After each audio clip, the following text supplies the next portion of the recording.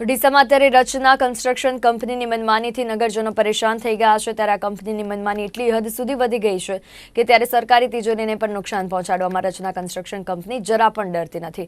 ઉપરાંત ફ્લાયઓવર બ્રિજની કામગીરીમાં બેદરકારીના કારણે કેટલાક અકસ્માતો પણ સર્જાઈ ચૂક્યા છે। ડીસામાં બની રહ્યો છે ઉત્તર ગુજરાતનો સૌથી મોટો ફ્લાયઓવર। રચના કન્સ્ટ્રક્શન કંપનીને અપાયો છે કોન્ટ્રાક્ટ। કંપનીની મનમાની અને બેદરકારીઓ આવી રહી છે સામે। ફ્લાયઓવરની કામગીરી દરમિયાન સર્જાય છે અકસ્માતો। સરકારી મેદાનનો મંજૂરી વગર ઉપયોગ કરતા સરકારી તિજોરીને નુકસાન। શું રચના કન્સ્ટ્રક્શન કંપનીના દબંગાઈ વચ્ચે વહીવટીતંત્ર દબાયેલું છે?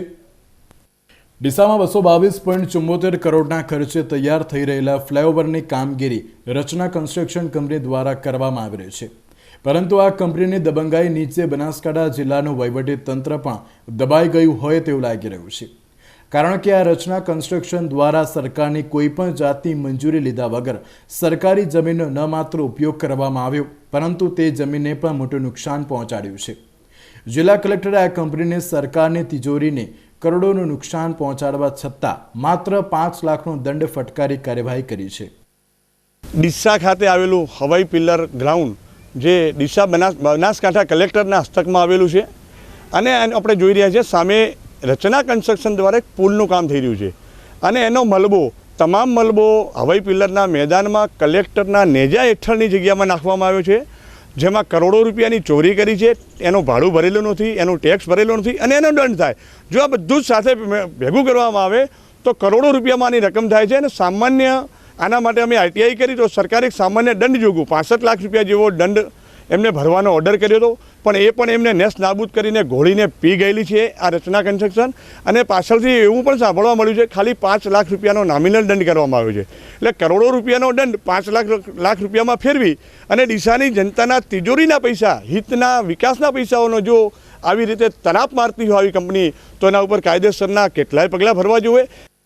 તો આ તરફ સરકારી અધિકારીઓની બેવડી નીતિ રચના કન્સ્ટ્રક્શન કંપની સામે કરવામાં આવેલી કાર્યવાહીને લઈને જોવા મળી રહ્યું છે, કારણ કે જે જગ્યા પર રચના કન્સ્ટ્રક્શન કંપની દ્વારા સરકારની મંજૂરી વગર તેનો 1.5 વર્ષ સુધી ઉપયોગ કરવામાં આવ્યો તેની જગ્યાની બાજુમાં જ ડીસા નગરપાલિકા દ્વારા 3 વર્ષ અગાઉ તૈયાર કરવામાં આવેલા નાનાજી દેશમુખ ગાર્ડનને સરકારની મંજૂરી વગર બનાવવામાં આવતા છેલ્લા 3 વર્ષથી બગીચાને સ્ટે આપીને તાળું મારી દેવામાં આવ્યું હતું।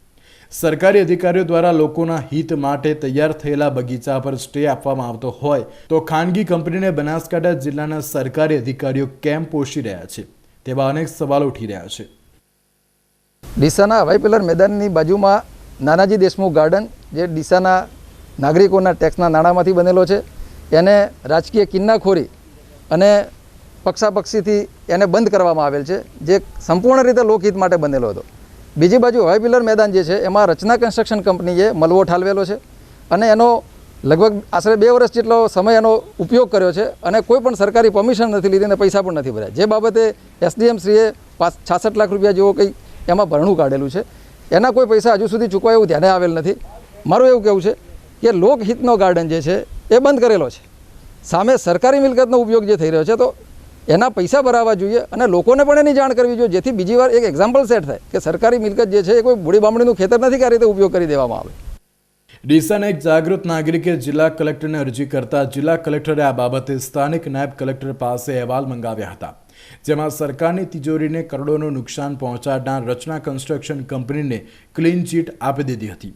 ત્યારે સરકારના અધિકારીઓની આવી મિલીભગત સામે ડીસાના આગેવાનો પણ સવાલ ઉઠાવી રહ્યા છે। હરેશ ઠાકોર, નિર્માણ ન્યૂઝ, ડીસા।